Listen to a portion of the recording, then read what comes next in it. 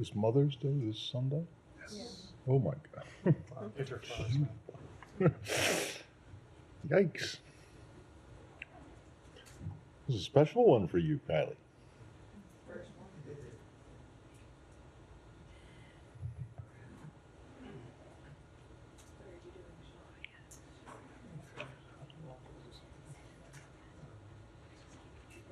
What are you doing, I should probably figure that out.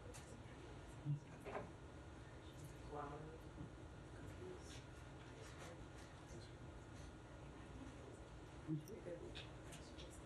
Yeah, so do you.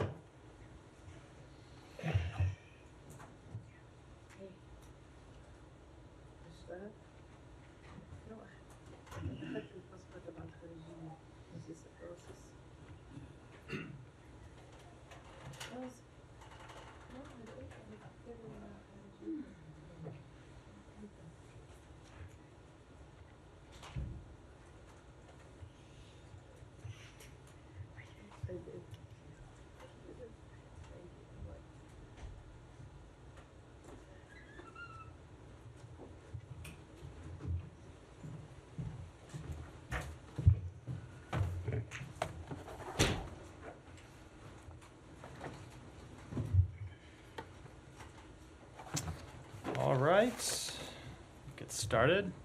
Matt, you want to kick us off? Oh, you again? 3 days in a row? You have I'm nothing to start so with? sorry You to include- disappoint you. No, you're not disappointing me, but I'm just. It's fine. I will do better tomorrow, I promise. Come out here with Oh, it. you I will? will come out with 12 minutes of opening remarks.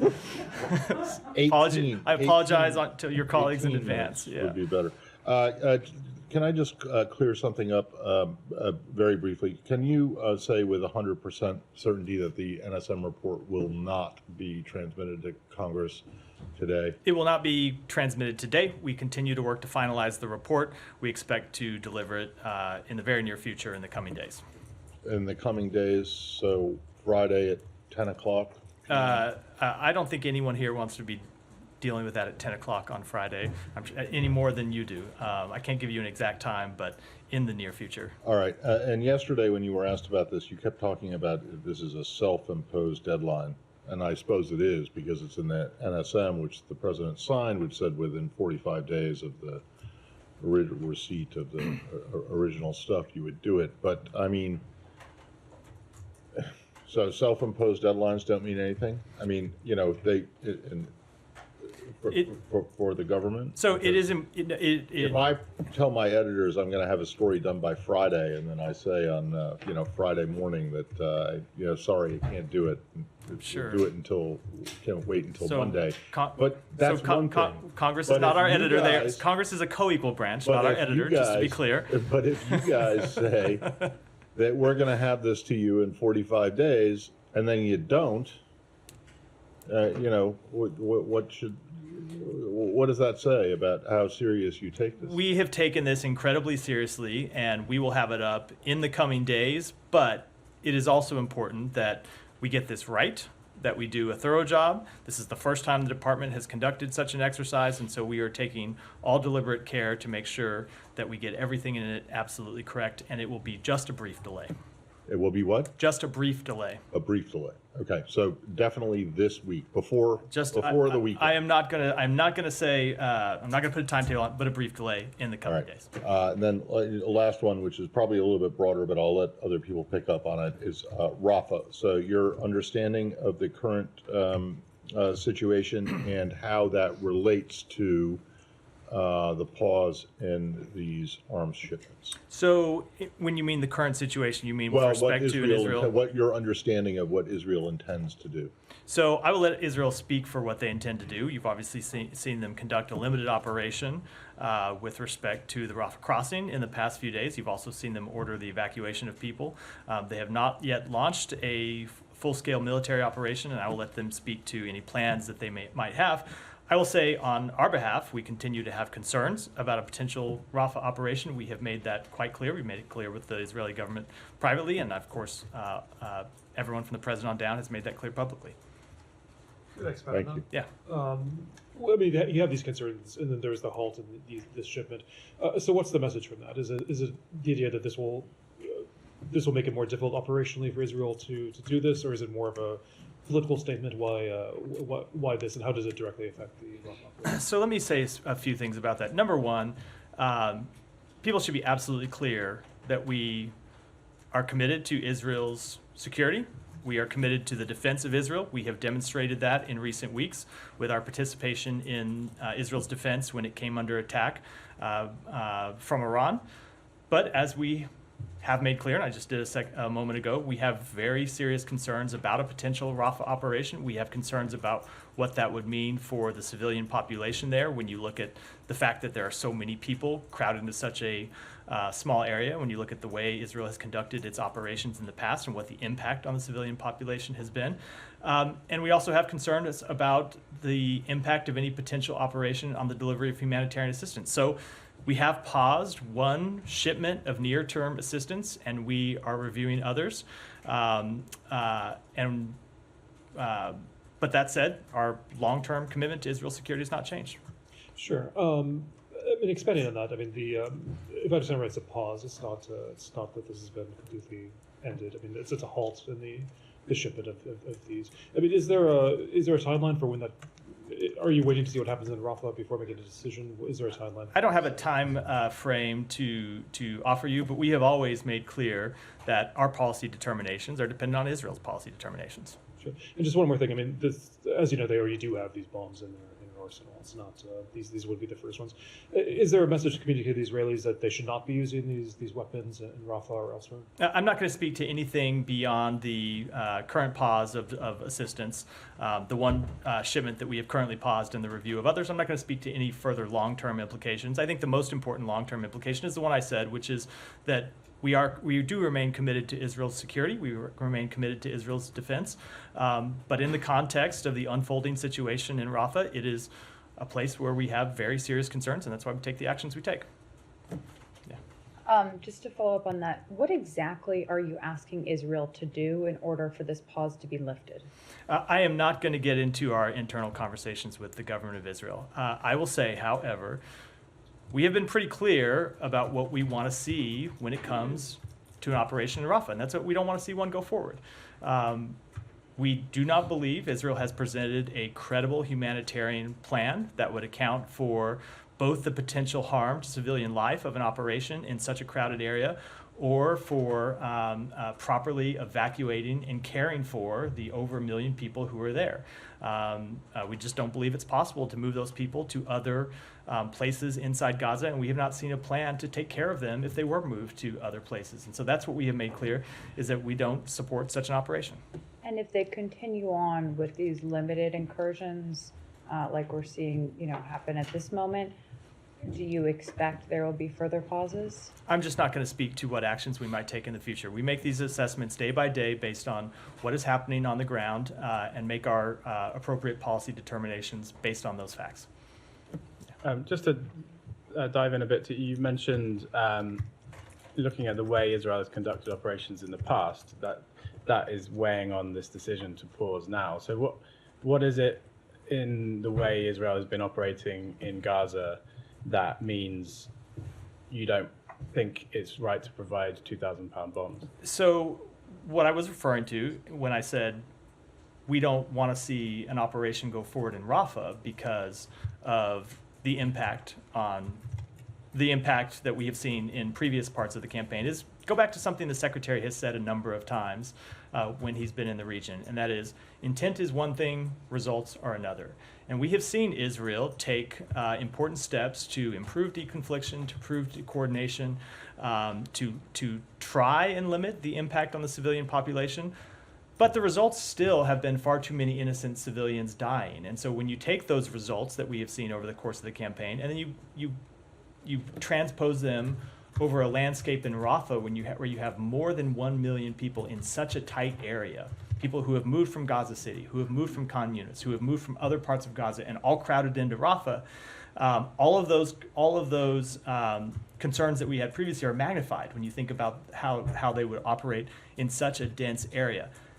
There's also an additional concern that we've made clear, which is that the Rafah area is the center for the distribution of humanitarian assistance, most of the distribution of humanitarian assistance in Gaza, both because that's where the civilian population is, because that's where they've moved, and also because that's where the two principal crossings that have been open for months now also exist. And so there is no way to replace the delivery of humanitarian assistance through Rafah and Kerem Shalom, and then the network that has been set up inside Gaza, headquartered in Rafah, that would be severely disrupted, severely jeopardized by kinetic action. But just specifically on the impact in terms of bombing, because what you've held back is these 2,000-pound bombs. Does that mean? I mean, the president has talked about indiscriminate bombing in that campaign, but is there some kind of assessment that U.S. weapons have been used in an indiscriminate way,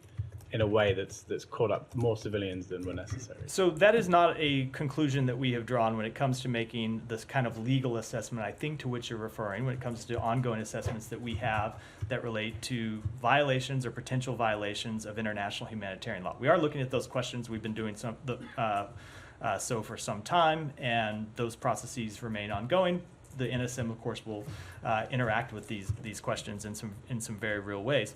But that said, even aside from those questions of compliance with international humanitarian law, when you see the results of the campaign to date, you've seen too many Palestinians die. And so when you look at those results, and you, as I said a minute ago, and you try to imagine a repeat of such a campaign in an even more dense area than where Israel has operated to date, that's why we have such great concerns. Right. I guess I'm just trying to understand how, in the conflict up till now, you haven't made that conclusion, but you're able to say for Rafah, this is just beyond what we're willing to see our bombs. We have been clear for some time that the results were not acceptable. You've heard the Secretary speak to this a number of times when he's been in the region. I think it was on a trip last December when he talked about steps that they briefed us on that they were taking to improve civilian protections. And he said, look, the intent seems to be there, but we're going to judge them on the results. And the results that we saw in the months unfolded after that, including in the campaign in Khan Yunis, was still far too much loss of civilian life. I think we've spoken to that a number of times.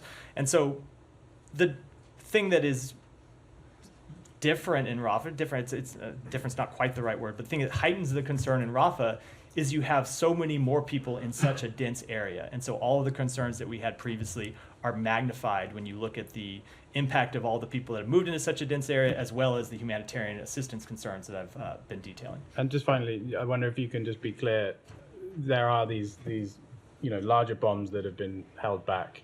There's also reporting about JDAMs that were included, and these are kind of tail kits to help target bombs. Are you also holding them back?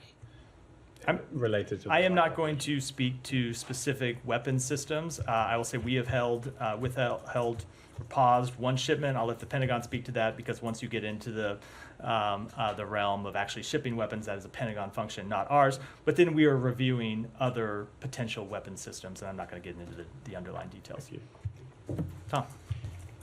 Do you have any update on operations at the Rafah crossing? I don't. So let me speak kind of beyond Rafah and talk about what we've seen with respect to humanitarian assistance today, if that's okay. That's a good question. You didn't ask, but it's related. So Kerem Shalom opened today, open for the delivery of humanitarian assistance, but at least as the last update I got before I came out here, we didn't actually see humanitarian assistance move through Kerem Shalom because of logistical and security concerns on the ground.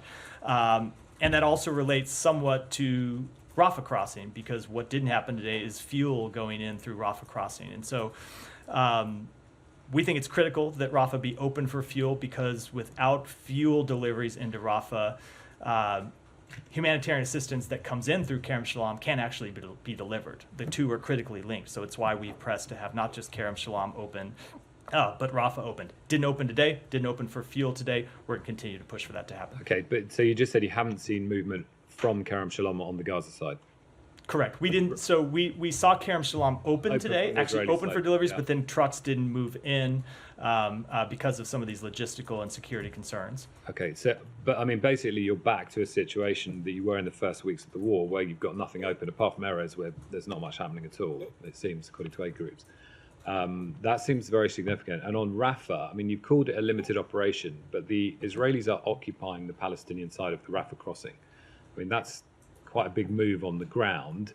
And so I wonder what you see as the future for both, aid supplies getting in, Palestinians who desperately need hospital treatment getting out. We've heard this morning in a briefing from some NGOs saying they can't rotate their teams, they're stuck, the ones in Gaza, they can't get out, they can't get humanitarian workers in, they don't have Israeli visas. So this is now potentially a very big problem. And it was a signature achievement of the president after a couple of weeks, he said, or you've been saying, to get Rafah open. You're now all the way back 7 months of what you had then. So let me speak to the first one, and then I'll come back and address the second. And if I've forgotten to address some of the aspects of it, I would appreciate a follow-up. So when it comes to the level of humanitarian assistance, the results as they are today are just unacceptable. There's no other way to put it.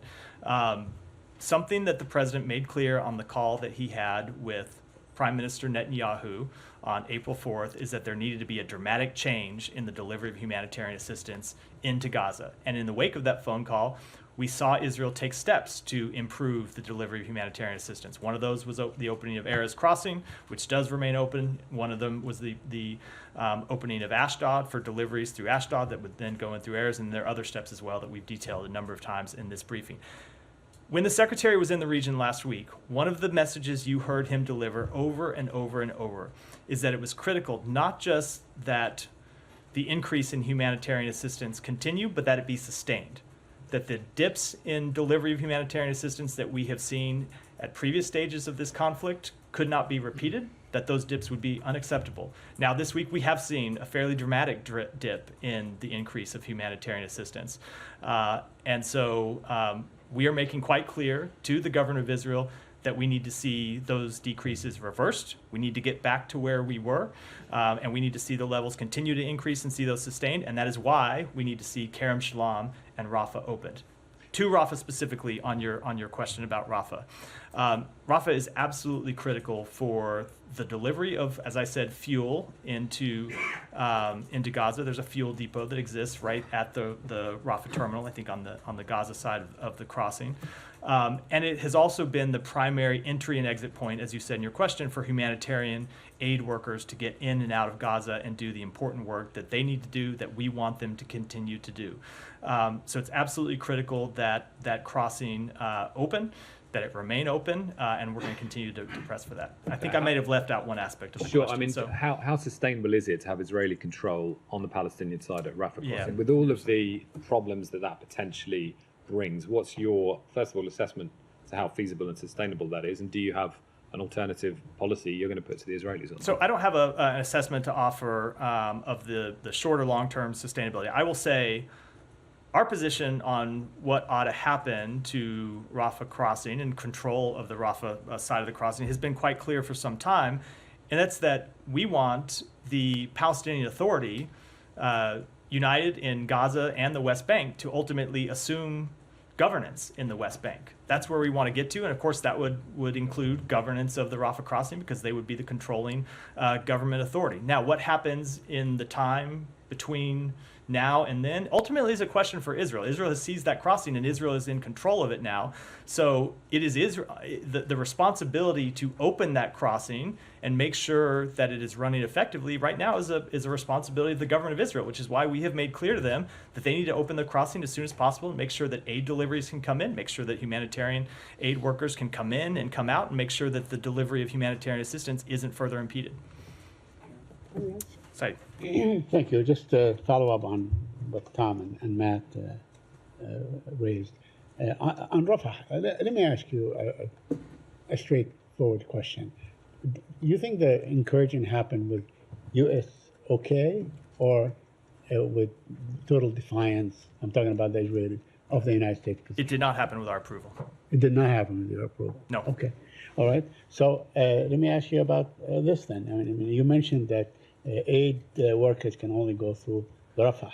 Would the United States ask Israel to allow aid workers to go through the other points of entry? So I don't want to get into what steps we might take, what further steps we might take. The first priority is to get Rafah open, Right. period. And then we'll take other questions day by day. Okay. So do you expect that the Rafah crossing will be open anytime soon? One of the lessons I have learned Okay. in the course of this conflict over the past 7 months is not to make predictions about what's going to happen on the ground, especially when it pertains to these crossings. I will just say that we have made clear that we want to see it open, and we'll continue to push for that. On the NSM 20 issue, Tim Reiser, who basically wrote the Leahy statute way back, said that Israel has violated the Leahy law consistently, always. Now, you guys say here that Israel did not get preferential treatment and so on, but according to the author of this document, Israel has always done that. Do you have any comment on that? There are all sorts of people outside of government who have drawn various conclusions one way or the other, and you see them offering those opinions in the press, as is their right to do all the time. I can tell you that is not a conclusion that we have reached. Okay, but that's the guy that wrote the book, right? He is, and and I will just tell you, on behalf of the United States government, we have not reached that conclusion. Let me ask you about something the president said yesterday. He said that Hamas is motivated by the ancient desire to eliminate the Jews. Is that the thinking in this building, that Hamas is only motivated by ancient desire to eliminate the Jews? Is that the thinking in this building? That is what Hamas has said. Hamas has come out and publicly said that they want to eliminate. Hold on, contextually, that is wrong, Matt, because Hamas came into being in 1987 in the midst of an intifada against the occupation, responding to a brutal Israeli attack on Gaza. So when we say ancient desires, I mean that's Saeed, I think you are ignoring the repeated over years and years of anti-Semitic statements by Hamas saying that they are committed to the destruction of the state of Israel and committed to the death of the Israeli people. I don't think that's a very controversial statement. That is well documented. And Saeed, hold on. Let me finish. Hamas has been quite clear what their goals are when it comes to the Israeli people, and that is the total elimination of the Israeli people. We have seen them say they wanted to repeat the attacks of October 7th again and again and again. Right. So yes, the president was absolutely right in his He comments. was absolutely right that they are motivated by ancient desires. That is what they have made that clear a number of times. Thank you. Thank you, Matt. There is reports that Israel is using white phosphorus in Rafah. Do you have any information? I have not seen those reports. I'm happy to look Will into you it. take it? Will you look Yeah, into that's it? what I said. I'll take it and Okay. look into it. And yesterday you said that this operation is limited, and you're still hoping that Israel is not going to go with the bigger operation. But what difference does it make when they evacuate 100,000? And yesterday there is videos of them attacking tents that has refugees, including kids. I think there's like tens of kids who were being killed yesterday. So in the end, I mean, the results are the same. So let me just differentiate two things. When we spoke about it being a limited operation, when I spoke about it here, I was speaking specifically to they're taking control of the Rafah crossing. When it comes to the evacuation of 100,000 people, we made clear that we don't want to see that happen. We don't think that there is sufficient place for those people to go. We think that an evacuation order of 100,000 people will actually lead to more people moving and going to places where there is not sufficient care for them. So no, that is not something we support. Okay. And finally, what message does the State Department send to people who really truly believe in the respect of international law, of the Geneva Convention, when you have lawmakers in the US are threatening the ICC judges of basically sanctions if they indict Netanyahu? When you have an important report to look into whether Israel is misusing US weapons against civilians is being delayed. When there is a unit in the US Army, in the Israeli army, that's been accused of gross human rights violation in the West Bank has been pushed aside. So, and also there is a statistic, 56% of the Democrats, which is the party of the secretary and the president, saying they believe that Israel committed genocide.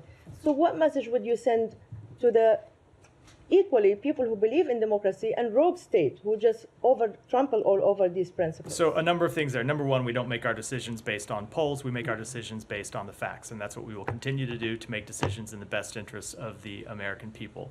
When it comes to members of Congress, they make their own decisions. They speak for themselves. They don't speak for the State Department or the United States government. That has always been the case. They're independent actors. When it comes to the NSM, I don't think you should take a delay of a few days to speak at all to our commitment to compliance with international humanitarian law or to writing a thorough report that will look into all of these questions. We are committed to doing it, and I think it is a bit. I think it's a bit silly to suggest that a very short delay in any way undermines that commitment. That's one example out of three. I know. I'm going through the examples one by one. But that said, our overall message is that we are absolutely committed to the upholding of international humanitarian law. We have made that clear. That is the case when it comes to Israel. Is the case when it comes to every country anywhere in the world. We expect every country to comply with international humanitarian law. And we have ongoing processes inside this building to look at those very questions when it comes to Israel's conduct during this war. On the Yeah. ICC part of her question. Yeah. Forget about members of Congress for the moment, but you know the last administration actually did impose sanctions on the ICC prosecutor and a bunch of others. And when you guys came in, when this administration came in, you made quite a big deal out of rescinding that. Can you rule out that a change in that, and that you might go back to what the previous administration had done in terms of the ICC with if they go ahead with this with indictments of Israeli officials? I can't make any predictions or any announcements one way or the other about what we will do about something that has not yet happened. I'll just make clear that we do not believe the ICC has jurisdiction in this matter, and we're opposed to their investigation. Yeah, but I mean, is this administration willing to consider reversing its reversal of the Trump administration's sanctions on the ICC? So again, the ICC hasn't made a decision yet. I'm aware of that, but right, I mean, is but this you're asking, something you're willing to consider? You're asking me to forecast what we might do, or what we might consider if and when they make that decision, which they haven't made. I'm never willing to do. I'm only asking say whether never, you're going to rule it out. I'm just it would seem to be a big backtrack if you guys went in and then reversed your reversal of what Secretary Pompeo did with the ICC. I am just not going to make any forecasts one way or the other. We're going to wait and see what the ICC does and make our decisions based on that. The Minister of Defense of Israel was this morning at the border between Lebanon and Israel, and he said that it's going to be a very hot summer. Do you have fear that this war could expand wiser, and like what we see in Rafah, it could be also another attack inside Lebanon this time? We have always been clear from the initial days of this conflict that we were worried about the escalation of the conflict. We were worried about the spread of the conflict, and that's why we have worked so hard to keep it from escalating and keep it from spreading, and that includes through diplomatic efforts to try to bring calm to northern Israel and the border with Lebanon. Those efforts continue, and it's something that we focus on every day while we're dealing with all of the very serious issues in Gaza. We remain committed to doing everything we can to keep the conflict from expanding, and there's ongoing diplomatic efforts to that end. Also, I did go examine the protest that is going on the campus. We did not feel that it was anti-Semitic speeches. They're asking for a ceasefire. They're asking for humanitarian aid. They're asking to stop the war. They're asking not to attack civilians. They're asking to end the genocide. So why President Biden said, "Oh, we will not allow these protests to keep on going," while they're asking for human things that this administration has been always a big advocate for human rights and democracy, and now we see that this democracy has been oppressed on college campuses. The whole world is kind of like watching America is going down in democracy like this, especially comes when. I would completely disagree with that assessment of the state of American democracy. Let me say, first of all, I would largely defer to the White House to speak to that, only because it's largely a domestic matter, and as I think you know, here at the State Department, we usually speak to international and diplomatic matters, not concerns that happen here in the United States. That said, the President has made clear, the Secretary has made clear when he's spoken on this issue that we are absolutely committed to Americans' right to free speech. It is one of the things that makes our country great, but at the same time, other students have the right to go to class, to go to school, and those rights shouldn't be impeded either. And beyond that, I will, as I said, refer to more domestic sides of our government to speak in any detail. Go ahead, Alex. Thanks, Matt. A couple of separate topics. On detained American citizens in Russia, I was hoping you could help us with the numbers here, because White House yesterday confirmed 2 cases. We were aware of another case back in April, and that's on top of 3 other cases, Paul, also, and Evan. How many cases actively you guys are considering right now? How many of them are deemed to be wrongful? And you're seeking actively access to them? Let me go back and get you a kind of full accounting for that. There are obviously the 2 cases that we have announced as wrongfully detained, Paul Whelan and Evan Gershkovich. There are other Americans who are detained, people whose release that we have called for. And then there are other Americans who have been detained for any number of various alleged issues, and those are sometimes in a slightly different category. So I don't want to be as misleading. Let me take it back and get you an actual answer. What's your sense of why this is increasing these days? Are they seeking some prisoner swamp? That's why they are. So we have been quite clear that Russia has detained Americans for not legitimate law enforcement reasons, but because it wants to hold them essentially as hostage and trade them for potential prisoners. It's one of the reasons, if you look at the D indicators on our travel warning, it is one of the reasons why we have been so crystal clear that Americans should not, for any reason, travel to Russia, period. Thank you. On Ukraine, in light of last night's attacks, I'm wondering if it's going to trigger any change on your end in terms of, expediting your support. I don't have any announcements to make. Well, obviously, the Congress just passed a new supplemental. We have already provided announced more than $1 billion in assistance from that supplemental. We are working on other packages. I think you can expect to see us get back to the kind of tempo that we were at before we had this break in funding. So you should expect to see additional funding coming, but I'm not going to give you a timetable today about when we will make such an announcement. Thank you. I have one more on Georgia, if I may. Yeah. There's an increasing rhetoric, anti-Western rhetoric coming from Georgian Dream officials. Today they announced one more project, so Kremlin inspired, if you want, incriminating database on opponents without providing any due process, how they're going to list those critics. What is your take on where is this coming from? I don't have any assessment on that particular thing. I will just say that, as we have said in the past few days, we remain incredibly concerned, not just about the legislation that is under consideration in the Georgian legislature, but also the anti-Western rhetoric we have seen out of Georgia Dream's leadership. We think that puts Georgia on a precarious trajectory. We think it jeopardizes their Euro-Atlantic path, and it quite obviously jeopardizes the relationship between our 2 countries. Do you find it puzzling that everything we hear from Georgian Dream officials are, if you want, a reflection of everything we read from Sputnik or other Russian? I just don't have any further comment than what I just offered. Janie, go ahead. Thank you, Matt. 2 questions on Russia and North Korea. It was reported that the Russians attempted to assassinate Ukraine President Zelensky with missiles. Is there anything specific about this? I spoke to this yesterday. I don't have anything further to add to those comments. You couldn't find it yet? I don't have anything further to add. I will defer largely to the Ukrainian government to speak to the details of that plot. Okay, another one. A UN investigation team recently announced that North Korea made a missile used by Russia against Ukraine contained the U.S. and the European components. What is the U.S.'s reactions on? Let me take back and get you an answer to that. Sean, go ahead.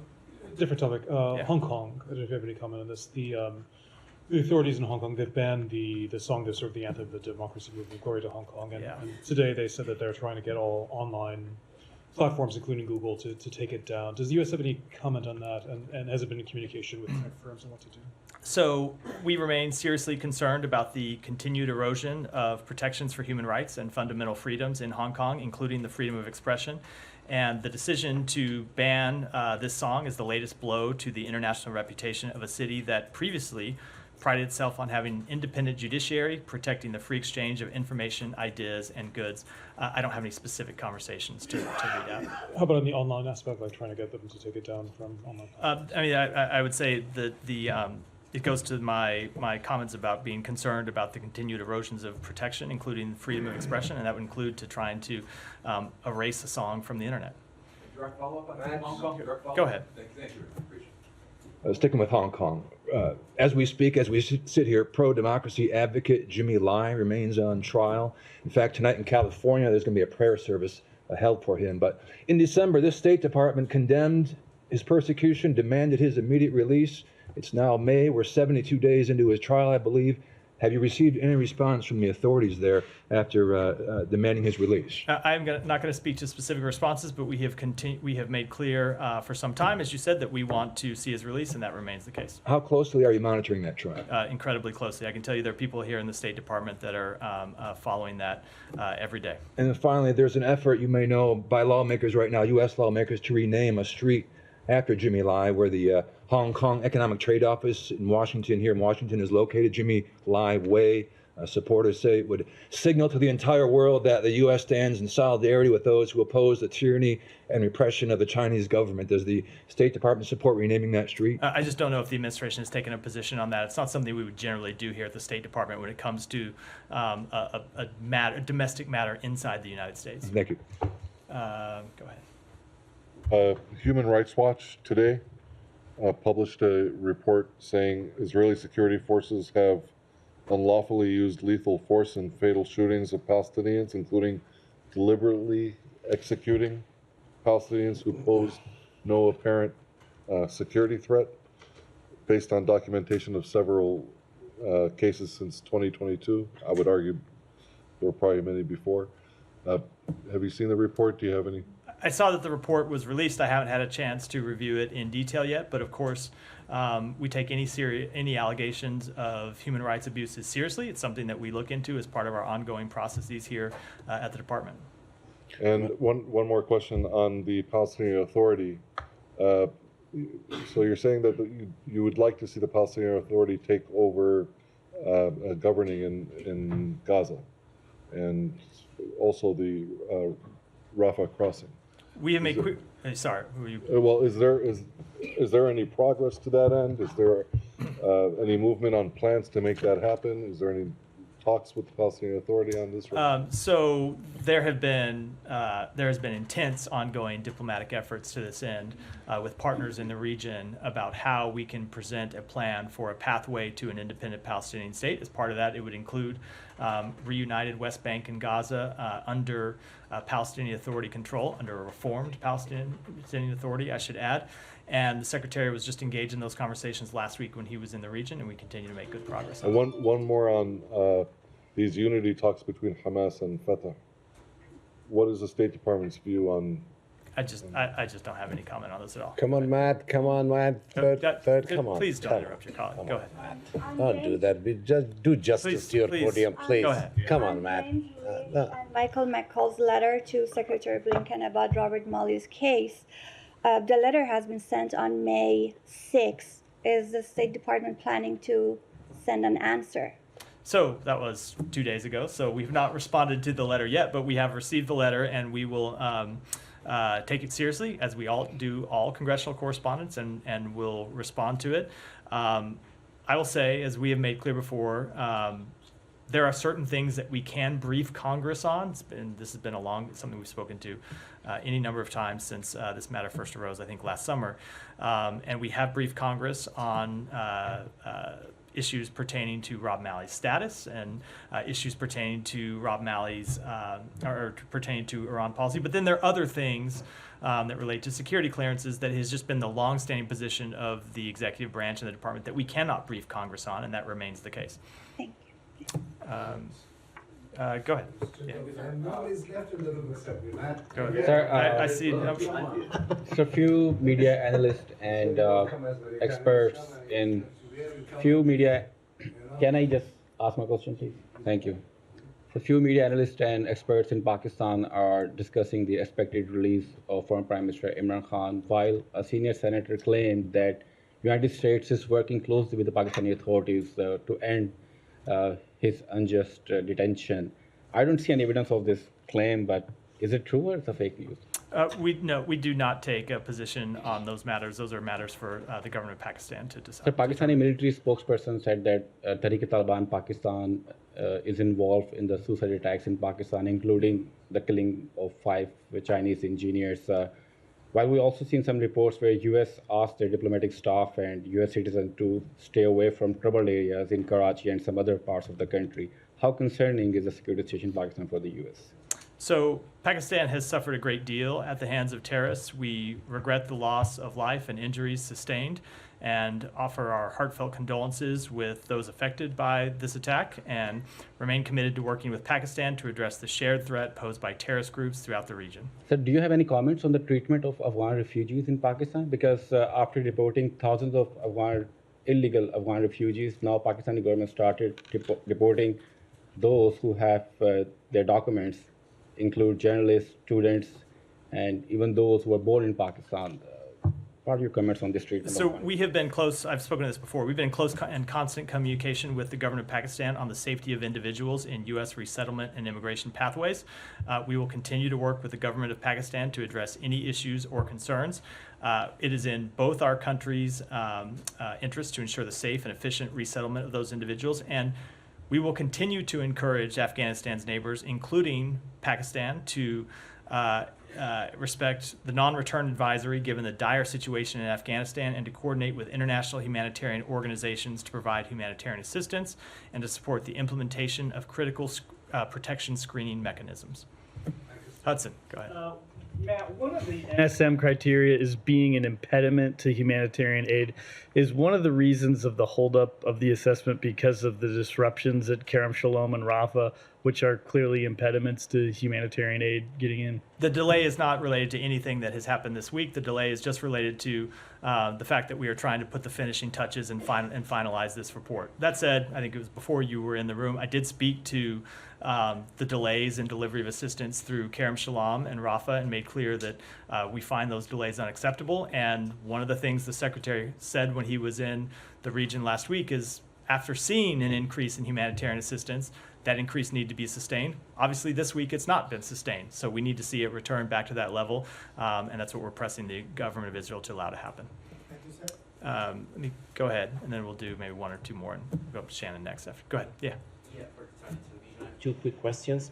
The first one is there something that the State Department would like to see in Europe towards the war in Gaza that the State Department would appreciate Europe to do, looking at countries like Italy that are very close in the Mediterranean to those countries?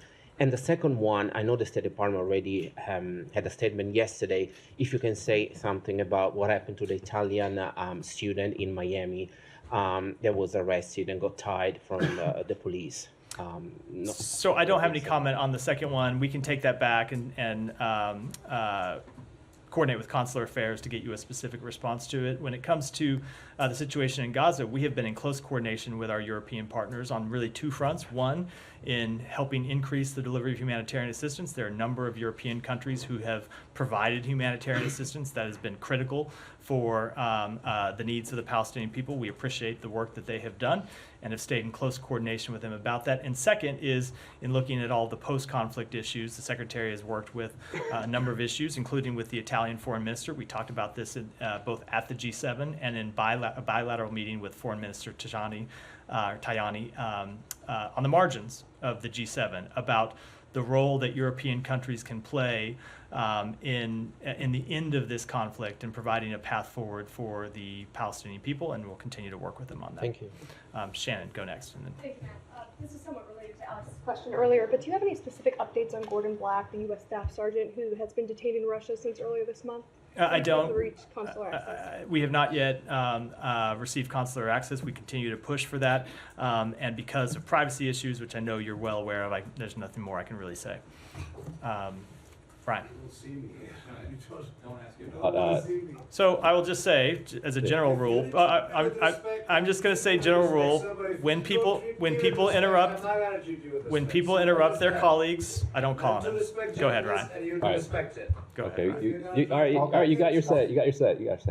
I want to ask you about Tali Gottlieb, Likud official, member of the Knesset. She said this. She said the U.S. is threatening not to give us precise missiles. Oh yeah. Well, I've got news for the U.S. We have imprecise missiles. We'll use it. We'll just collapse 10 buildings. 10 buildings.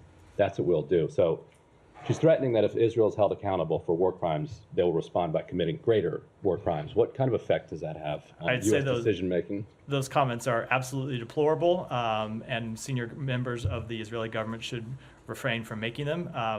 We will continue to make our policy assessments based on what's in the best interests of the American people, what is in the best interest of the region. Go ahead, then Sean, then we'll wrap up. Sean, can I ask? Yeah. Will the U.S. pause all military shipments to Israel, or are the bombs and munitions the only ones on hold? As I said, there is one specific shipment that we have put on hold, pending review, and others that we're reviewing. I don't have any further announcements to make. But as I made clear, we are committed to the long-term security of Israel. We are committed to the long-term defense of Israel. We are committed to spending every dime that was in the recently passed supplemental by Congress, and that includes, we have already approved the latest tranche of foreign military financing, which is $827 million worth of weapons and equipment. So I don't think people should make a mistake a review that we have taken with respect to some short-term assistance with our long-term commitment to Israel's security. And then lastly, is the administration concerned that Republicans in the Senate could place holds on nominees, like for state, until the hold is of munitions and bombs for Israel is lifted? The GOP has done this practice in trying to get the administration to reverse certain policies. Yeah, we have seen members of Congress put holds on our nominees for a number of reasons unrelated to those nominees' specific qualifications or the jobs for which they have been nominated. And I will say all that does is weaken Americans' national security, because we need those officials in their jobs, out fighting for America every day. And when they're held up and they can't get put in those jobs, it just makes it more difficult for do everything we can to improve the national security of the United States. But I'm asking, like, in this specific case. I haven't seen a specific hold in this case, so there's nothing for me to really respond to. Sean, go ahead, and then we'll wrap. Sure. I mean, just back on this. I know you don't speak for Langley, but thought I would just ask if you did have anything to say about Director Burns' meeting with Netanyahu, or more broadly on the hostage. I don't have any readout of specific meetings. I will defer to other agencies that are responsible for those meetings to speak to them. It does remain our assessment that a deal is possible, that a deal is within reach. There is clearly space to reach an agreement, and we are going to push to try to get one over the line. With that, we're wrapped for the day. Thank you.